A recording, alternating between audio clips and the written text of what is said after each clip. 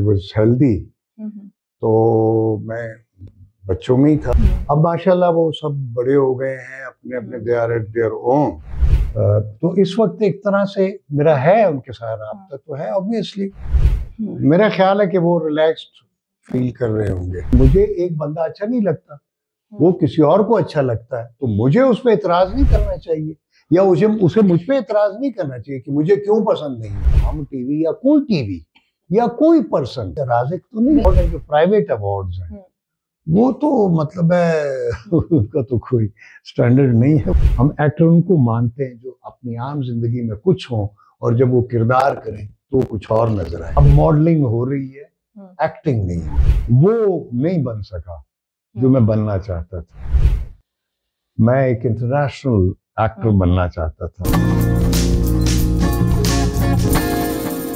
अस्सलाम वालेकुम जी। आज मेरे साथ मौजूद हैं एक ऐसे फनकार जो कि अपनी ज़ात में अदाकारी का एक इदारा है, इंस्टीट्यूट है। इनको देखकर बहुत सारे लोगों ने अदाकारी सीखी और पीटीवी के सुनहरे दौर में इन्होंने काम किया। और कौन सा काम है जो इन्होंने नहीं किया। और काफ़ी लिटरेरी हैं और जब बात करते हैं तो दबंग अंदाज में बोलते हैं, इन पे तनकीद भी होती है, लेकिन ये किसी की परवाह नहीं करते। जी, मैं बात कर रही हूँ फिरदौस जमाल साहब की, जो कि मेरे साथ तशरीफ फरमा है। अस्सलाम वालेकुम सर। वालेकुम अस्सलाम। सर कैसे हैं आप? अल्लाह का शुक्र है। सर सबसे पहले तो ये बताइएगा कि आपकी तबीयत कैसी है?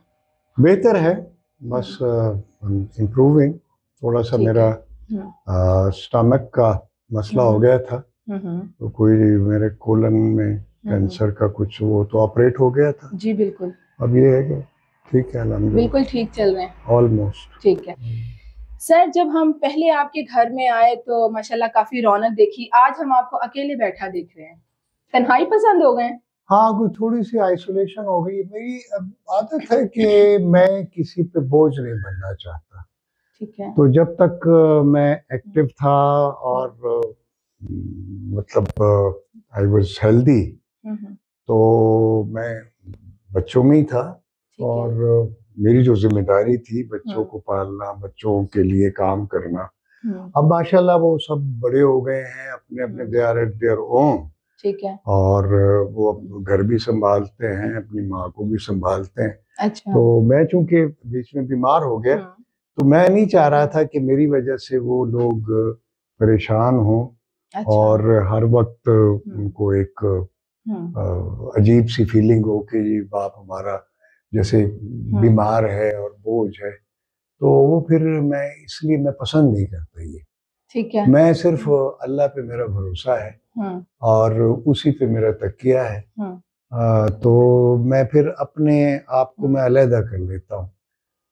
तो इस वक्त एक तरह से मेरा है उनके साथ राब्ता तो है ऑब्वियसली, लेकिन मैं नहीं चाहता कि उन्होंने वो मेरी तकालीफ को देखें या मेरी तकलीफ को देखें और उनको अजियत हो। मैं किसी को अजियत देना नहीं चाहता। यानी इस घर में इसलिए आप आके अकेले बस गए? हाँ, बस मुझे वैसे भी शुरू से ही मैं ना आइसोलेशन मैं जब मैंने अपना करियर शुरू किया था पेशावर से, तो फिर एक साल में बाद में लाहौर आ गया था।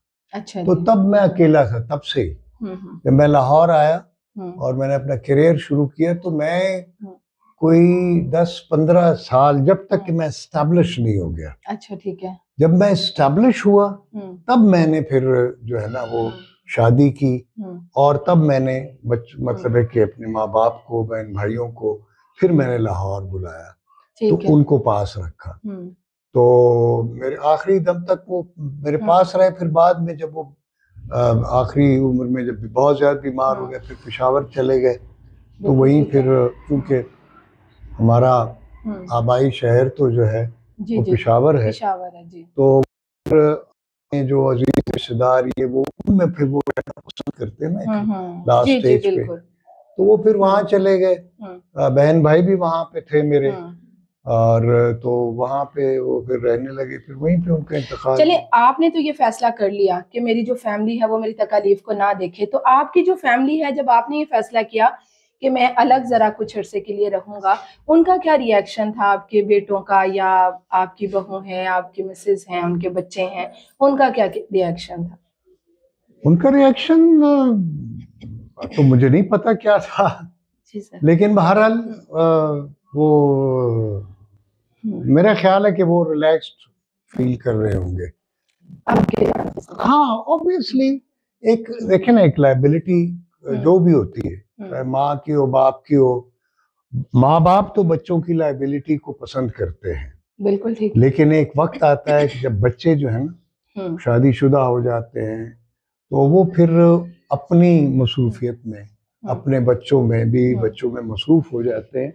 तो बच्चियां तो वैसे ही दूसरे पराए घर की होती हैं, जी सर। तो बेटे जो हैं उनका भी एक अपनी एक लाइफ होती है। बिल्कुल ठीक तो है। वो मेरी एक अजीब सी, अजीब तो नहीं, वैसे इंसानी एक आदत है कि मैं किसी की पर्सनल लाइफ में, चाहे मेरे बच्चे ही क्यों ना हो, सही है, मैं नहीं पसंद करता कि मेरी वजह से वो ऑड फील करें या वो अनरेस्ट हो और मतलब में बोझ महसूस हो। आपसे एक इंटरव्यू हुआ, आपने जो भी उसमें कहा, आपके दोनों बेटों ने उसके अगेंस्ट पोस्ट लगाई। जैसे कि आपने हुमायूं सईद के हवाले से जो भी कहा, तो आपके बेटों ने पोस्ट लगाई कि जी Humayun Saeed is our superstar या स्टार, कुछ इस तरह करके। तो सर यहाँ से महसूस हुआ कि जैसे या वालिद की इस बात को वो ज्यादा पसंद नहीं कर रहे। देखिए, अपना अपना पॉइंट ऑफ व्यू है। मसलन मेरे देखने का अंदाज और है, उनके देखने का जाविया और है। क्योंकि मैंने जिंदगी के ऑलमोस्ट 60-70 साल मुझे हो गए और तकरीबन कोई 50 साल, निस्फ सदी जो है मुझे शो बिजनेस में हो गए। जी बिल्कुल। तो इस वजह से मैंने जो जमाने के सर्दो गर्म या मैंने जो performing arts, drama, film, theatre, radio, ये सब मैंने किए हुए हैं। जी बिल्कुल। तो मेरे पास जो एक्सपीरियंस या नॉलेज या इंफॉर्मेशन है या जिस जाविये निगाह से मैं देखता हूँ चीजों को, वो जरूरी नहीं है कि वो मेरे बच्चे भी देख सकें। और उनके पास चूंकि वो विजन नहीं है, वो आईक्यू उनका नहीं है, ना उनके पास वो एक्सपीरियंस है। तो मैं जिस लेवल से या जिस जाविये से बात कर रहा होता हूँ, जरूरी नहीं है कि मेरे बच्चे भी मेरे उस जाविये को या उस एंगल को समझ सके। तो कभी वजह ऐसी बातें जो आपकी किसी बात से वो अग्री नहीं करे, तो कोई तनाज़े की सूरत तो नहीं कभी बनी, या उन्होंने कहा हो कि पापा आपकी वजह से हमारे काम मिलने में हमें दुश्वारी पैदा हो रही? वो तो उनका को वो नहीं है, होता है। वो कहते हैं कि जी आप ऐसे क्यों बात करते हैं, तो मैं कहता हूँ यार मैं अपने पॉइंट ऑफ व्यू से, अपने एंगल से बात करता हूँ। मसलन जी सर, मैंने बचपन से जिन लोगों को देखा हुआ है और जिनसे सीखा हुआ है, वो मेरे बच्चों ने वो लोग नहीं देखे हुए या उस प्रोसेस से वो नहीं गुजरे हुए। तो उनका जाविया निगाह, जिसको हम पॉइंट ऑफ व्यू कहते हैं, वो और होगा, मेरा और है। तो मैं उससे, वो मुझसे इख्तिलाफ करते हैं, ठीक है, तो मैं उनसे इख्तिलाफ कर सकता हूँ। हर एक को अपने अपने इख्तिलाफ राय का हक। अच्छा फिरदौस साहब, ये बताइएगा कि आप किसी की अदाकारी के हवाले से बात करते हैं या ओवरऑल इस शोबे को लेकर किसी भी हवाले से कोई बात करते हैं, तो उसको लेकर इतना तूफान क्यों उठ जाता है? आपको क्या लगता है कि जो आप बात करते हैं उस पे जो उठने वाला तूफान है वो जायज उसको समझते हैं आप?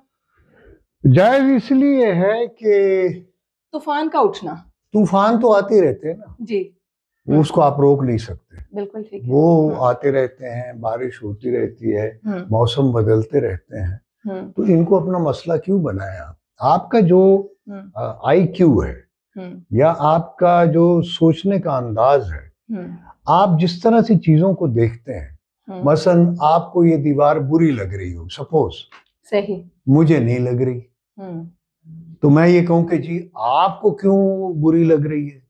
भाई आपका हक है, आपको बुरी लग सकती है। तो हर बंदे का अपना अपना पॉइंट ऑफ व्यू है। मुझे एक चीज जो है, क्योंकि मैं जिस एंगल से देखता हूँ, मैंने बचपन से जो ओल्ड थिएटर है या थिएट्रिकल स्कूल है, मैंने वो भी देखा हुआ है, मैंने मिड में भी देखा हुआ है, मैंने मॉडर्न स्कूल ऑफ एक्टिंग भी मैं जानता हूँ, मैंने स्टानिस्लावस्की को भी पढ़ा है, एडमंड ड्योर को भी पढ़ा है। शेक्सपियर को भी पढ़ा है, मैंने आगा हशर को भी पढ़ा है, मैंने मुन्नू भाई को भी पढ़ा है, मैंने अशफाक अहमद को भी पढ़ा है, उनके भी ड्रामे किए हुए हैं, बानो आपा के भी किए हुए हैं। तो जो मेरे पास एक ऑब्जर्वेशन है या जो मेरी स्टडी है, वो जरूरी नहीं है वो मेरे बच्चों की हो या आज कर के जो नस्ल है उसकी हो। तो मैं जिस पॉइंट ऑफ व्यू से बात कर रहा होता हूँ, देखें अब मसलन एकेडमिक्स की अगर बात हम करते हैं तो रॉयल स्कूल ऑफ लंदन है, ठीक है, आर्ट्स का, या आप RADA Royal Academy of Arts London है, या हॉलीवुड में जो एकेडमीज हैं, या रशियन स्कूल ऑफ एक्टिंग है, स्टानिस्लावस्की का स्कूल है। तो वो अब मैं किस किस को बताऊं कि माय लाइफ इन आर्ट किसने पढ़ी है, क्रिएटिंग अ रोल या प्रिपेयर्स एन एक्टर किस किसने पढ़ी है। जी सर। वो अगर जिसने नहीं पढ़ी, मैं अगर उस किताब का रेफरेंस दे रहा हूँ या स्टानिस्लावस्की का, एडमंड डेवर का दे रहा हूँ, या ब्रांडो को मैं कोट करता हूँ। अब एक आजकल के बच्चे को उसको नहीं पता कि एडमंड डेवर कौन है, शेक्सपियर कौन है, या आगा हशर ने क्या लिखा हुआ है, उसको मतलब यहूदी की लड़की या कौन सा ड्रामा है, उसको बेचारे को नहीं पता, ठीक है ना। रुस्तम और सौराब क्या ड्रामा था, उसको नहीं पता किसने लिखा था। तो मैं तो उस हवाले से, या हैमलेट या मैकबेथ या जूलियस सीजर जो है, वो किसी ने नहीं पढ़ा हुआ, तो इसमें मेरा क्या कसूर है। लेकिन हमारे यहाँ जो है वो ज्यादातर जो एक्टिंग स्कूल्स हैं, जैसे इंडिया में हैं या दुनिया भर में, पाकिस्तान में उस तरह से नहीं है। तो कोई आर्टिस्ट अगर अपने ऑन पर सर आगे आता है, नाम बनाता है, लोग अगर पसंद करते हैं, तो फिर सर हमें भी तो उन्हें पसंद करना चाहिए कि नहीं? करना चाहिए, क्यों नहीं करना चाहिए, अगर उसमें पोटेंशियल है। अगर उसमें पोटेंशियल है और अगर वो आपको अट्रैक्ट करता है, तो आपका पूरा हक है। कोई आपको, ये तो एक इंसानी आजादी है, जो जिसको पसंद करता है। मसलन मुझे एक बंदा अच्छा नहीं लगता, वो किसी और को अच्छा लगता है, तो मुझे उस पर एतराज नहीं करना चाहिए, या उसे मुझ पे एतराज नहीं करना चाहिए कि मुझे क्यों पसंद नहीं है। भाई मेरा अपना पॉइंट ऑफ व्यू है, मैं चीजों को अपने एंगल से देखता हूँ ना, आप अपने एंगल से देखते हैं। सर देखें, जब आपने माहिरा खान या हुमायूं सईद या दीगर किसी पे भी तनकीद की, लोगों ने आप पर तनकीद की, यहाँ तक के जो हम टीवी है वहां से आपको बैन कर दिया गया। मुझे नहीं पता वो बैन लिफ्ट किया गया अभी तक के नहीं। तो सर ये जो सारी सूरत हाल, इसको देखते हुए आपको कभी लगा मुझे ऐसी बात नहीं करनी चाहिए? नहीं, जब आपको अल्लाह पे यकीन हो और आप को ये यकीन है कि वल्लाहु खैरुर राज़िकीन, अल्लाह ही बेहतर रिज्क देने वाला है, जी सर, तो फिर आपको अल्लाह के वो भी बंदे हैं, मैं भी बंदा हूँ, वो कोई खुदा नहीं है, वो अल्लाह नहीं है। मसलन हम टीवी या कोई टीवी या कोई पर्सन, कोई बंदा, कोई XYZ, मैं किसी का नाम नहीं लेता, तो वो कोई नौजुबिल्लाह मिन ज़ालिक अल्लाह तो नहीं है, या राज़िक तो नहीं है, या रज़ाक तो नहीं है, ठीक है। मेरा राज़िक और रज़ाक अल्लाह है, और अल्हम्दुलिल्लाह मुझे वो 2 वक्त की रोटी, मेरे बच्चे पल गए, मेरे बच्चों को सब कुछ किया, इतनी मुखालिफत के बावजूद मेरा रिज्क जो था अल्लाह ने मुझे दिया है। तो जब मुझे दिया है, तो मुझे किसी बंदे के पीछे या उससे खौफजदा होने की या उसकी खुशामद करने की क्या जरूरत है। तो अगर मुझे उसमें एक खामी नजर आती है, अगर मैं उसको पिन पॉइंट नहीं करता, उसकी इस्लाह नहीं करता, इसका मतलब है कि मैं मुनाफिक हूँ।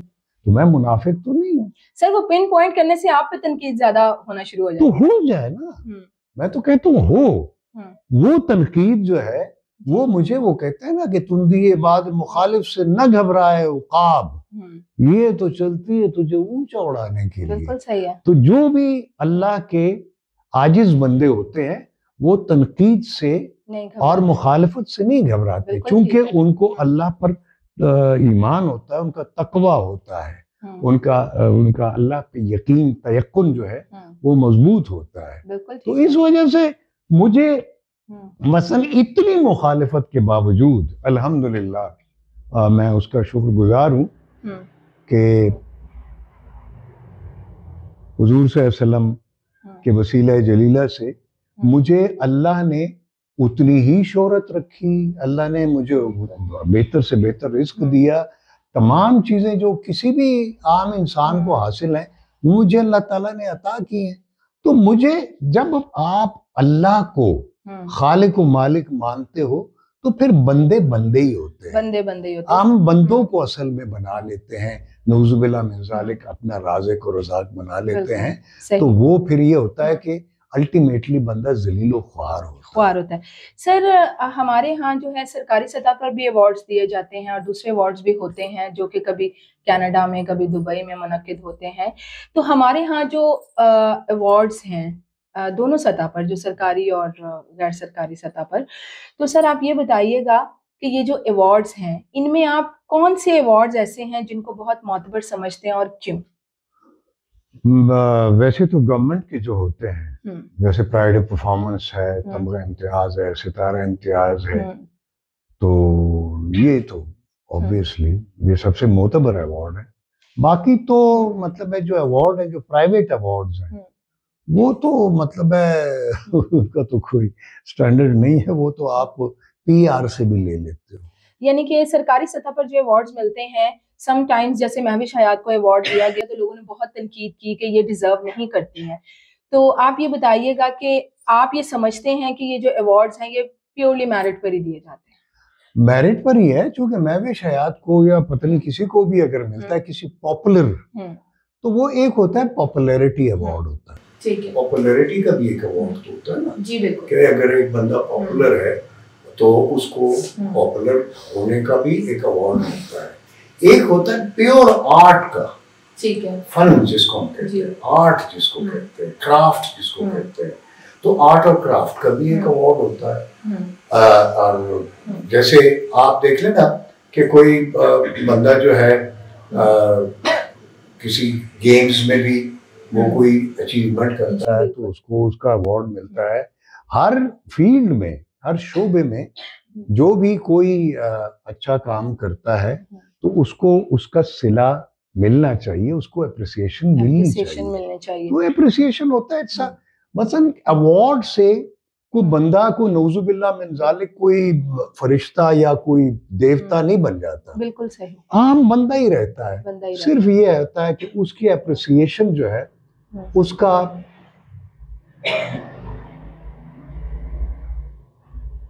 ये इनकरेजमेंट के लिए अवार्ड जो होते हैं, इससे इनकरेजमेंट होती है। कोई बंदा उससे नऊजुबिल्लाह मसलन जो अगर छोटा एक्टर है या जिसको कम काम आता है, उस अवार्ड मिलने से उसका वो ज्यादा नहीं आ जाता, या जिसको ज्यादा आता है अवार्ड ना मिलने से उसका पोटेंशियल कम नहीं होता, है ना। ये ऐसा ही है कि एक ताकतवर पहलवान है तो वो उसकी ताकत उसका अवार्ड है, यानी अवार्ड उसकी ताकत के पीछे जाते हैं, ताकत के पीछे। बिल्कुल ठीक है सर। आपके दौर के जाहिर है आप एक बहुत बड़ा नाम है, बहुत बड़े आर्टिस्ट थे उस टाइम के, लिखने वाले भी, आज भी आर्टिस्ट अच्छे हैं सभी। कोई तो ऐसे आर्टिस्ट होंगे जो आपको लगता होगा कि वाकयातन आपको उनका काम देखकर बहुत खुशी होती है? हाँ, बहुत सारे। मसलन ये है कि मैं जिनसे इंस्पायर हुआ पाकिस्तान में, सबसे पहले उस वक्त तो इंडियन फिल्में नहीं आती थी और उस वक्त ये भी टीवी का भी वो नहीं था, सेटेलाइट वगैरह भी नहीं था, तो हम पाकिस्तानी फिल्म ही देखते थे। तो मुझे शुरू में जो है वो मोहम्मद अली साहब से बड़ा इंस्पायर, जब छोटा था मोहम्मद अली साहब की फिल्में देखते थे, फिर उनकी कॉपी मैं करता था। इसी तरह वहीद मुराद, फिर बेग साहब आए, नदीम साहब की, उनकी फिर उनको देख देख के हमने सीखा। फिर उसके बाद जब इंडियन फिल्में देखी तो दिलीप साहब का तो नाम तो सुना हुआ था, तो दिलीप साहब का जब काम देखा तो इंसान जो है ना वो जैसे जैसे उसका ज़हन मैच्योर होता जाता है तो वो फिर उसकी चॉइसेस भी बदलती रहती हैं। सर आज के दौर में किन आर्टिस्टों के काम से आप इंस्पायर हैं? आजकल बहुत अच्छे अच्छे आर्टिस्ट हैं। मसलन किसी का हमें? मैं एक्चुअली टीवी भी नहीं देखता और फिल्म्स तो देखता ही नहीं, तो इसी तरह अंग्रेजी फिल्में में बहुत देखता था, तो ब्रांडो से मैं बहुत मुतासिर था। मार्लन ब्रांडो, पीटर ओटूल से, पीटर ओटूल की फिल्म जो है लॉरेंस ऑफ अरेबिया मैंने देखी तो आई वाज सो इंस्पायर्ड के उस बंदे ने मतलब है वो फिर मेहदी सुडानी मैंने देखी तो सर लॉरेंस ओलिवियर को जब मैंने देखा एंड आई वाज अमेज्ड कि एक ब्रिटिश स्कूल ऑफ एक्टिंग का, यानी राडा का, रॉयल एकेडमी ऑफ आर्ट्स का, लंदन का, और ब्रिटिश थिएटर का सर लॉरेंस ओलिवियर, वो बंदा जो अंग्रेज प्योर शेक्सपियरियन जिसका तलफ़ुज़ था, उसने मेहदी सूडानी का रोल किया, और उसमें जो उनकी टोन थी वो अरेबिक में अंग्रेजी बोल रहा था। सही। And I was amazed. बस वो ये कहता, टू बी और not to be, that is the question. वो कह रहा है, I am the true Mahdi, there is a mole on my cheek and space in my teeth and my name is Mohammad Ahmad. I was amazed. देखिए ना, ये जो चीजें होती है ना, एग्जाम्पल्स होती हैं हमारे सामने। इनसे मैंने, हमारे यहाँ कोई इंस्टीट्यूट एकेडमी तो नहीं है, लेकिन अल्लाह तबारक व तआला ने मेरे जहन में चीजें वो डालता गया, कुछ लोग मुझे मिलते गए, उनसी बातें मैं सुनता था। उस्ताद तो हमारा कोई नहीं था, कोई एकेडमी तो थी नहीं, लेकिन अपने सीनियर्स के साथ बैठता था मैं पेशावर में, कैफेज में, पेशावर रेडियो पाकिस्तान पेशावर में। जब हम पेशावर में था तो रेडियो पाकिस्तान पे मैंने जब शुरू किया एज अ ड्रामा आर्टिस्ट, तो फिर अपने सीनियर्स के साथ बैठता था, सुनता था, उनकी बातें सुनता था। एकेडमीज हमारे लिए यही थी, हमारे सीनियर्स। फिर टीवी में आए तो टीवी में अपने जो सीनियर्स थे हमारे, उनको बैठ के हम सुनते थे, उनकी बातें सुनते थे। प्रोड्यूसर्स इस तरह अशफाक साहब, बानो आपा, इन लोगों से हम सर, आज के ड्रामा में कमी क्या देखते हैं, सबसे बड़ी कमी या खूबी क्या देखते हैं? दोनों चीजें आप हमें बताएं। खूबी तो ये है कि उसमें मजा है, ग्लैमर है, ठीक है, और कमी जो है वो कंटेंट की है और मकसदियत की है, और परफॉर्मेंस बड़ी कमजोर होती है, कैरेक्टराइजेशन नहीं होती। जो जैसा है उसकी बुनियाद पर काम कर रहे हैं लोग। अच्छा, ठीक। अदाकारी ये नहीं है कि जो जैसा है वैसा नजर आए, जैसा बोलता है हम जिंदगी में वैसा ही वो स्क्रीन पे भी बोले तो वो एक्टर है। हम उसको एक्टर नहीं मानते। ये मैं क्या, बल्कि राडा ले ले, या आप royal Academy of Arts London ले, या ब्रॉडवे ले ले, वो इनको एक्टर नहीं मानते। हमारे यहाँ, या जो मेरा स्कूल ऑफ एक्टिंग, ये रशियन, जिसको स्टानिस्लावस्की का हम स्कूल कहते हैं, रशियन स्कूल ऑफ एक्टिंग, उसमें हम उन लोगों को एक्टर नहीं मानते जो जैसे आम जिंदगी में हैं या बोलते हैं वो वैसे स्क्रीन पर भी नजर आए। हम उनको एक्टर नहीं मानते। हम एक्टर उनको मानते हैं जो अपनी आम जिंदगी में कुछ हो और जब वो किरदार करें तो कुछ और नजर आए। आपने चूंकि थिएटर भी किया, टीवी, फिल्म, रेडियो, हर चीज की आपने।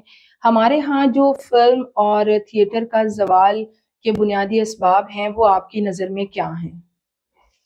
बुनियादी तौर पर जो कंटेंट है जी सर, और इंटेलेक्ट है, उसकी कमी है। ठीक है, क्योंकि जब हम लोगों ने शुरू किया, हमारे या हमसे पहले जो लोग थे जो थिएटर करते थे, जिन्होंने टीवी शुरू किया, ये रेडियो में जो थे, या इवन फिल्म में जो थे, दे वर ऑल इंटेलेक्चुअल्स, बड़े पढ़े लिखे लोग थे। ठीक है, and they were genius people. उसके बाद एक दौर आया कि एवरेज लोग आने शुरू हो गए। ठीक है, उसके बाद का जो दौर है वो महज जहालत का है, वो सिर्फ ग्लैमर है, शो बिजनेस है, शोमैन है। They are no actors, they are no artist, they are just a model. अब मॉडलिंग हो रही है, एक्टिंग नहीं हो रही। एक्टिंग नहीं हो रही। सर, जिंदगी का सबसे बड़ा रिग्रेट क्या है आपका? कोई अफसोस, कोई पछतावा, किसी भी हवाले से? बस कि मैं वो नहीं बन सका जो मैं बनना चाहता था। मैं एक इंटरनेशनल एक्टर बनना चाहता था। समझो कि हॉलीवुड में मैं काम करना चाहता था, जो मैं नहीं कर सका। तो I think this is the biggest regret in my life. बिल्कुल ठीक है सर। जाते जाते कोई पैगाम देना चाहेंगे लोगों को?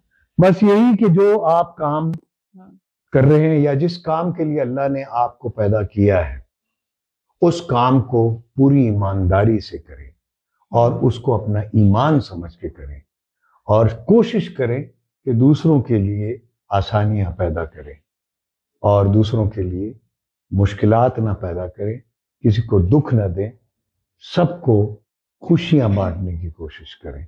यही इंसान है, यही इंसानियत है, यही मुसलमानी है। सर, बहुत बहुत शुक्रिया। बड़ी मेहरबानी। Thank you so much.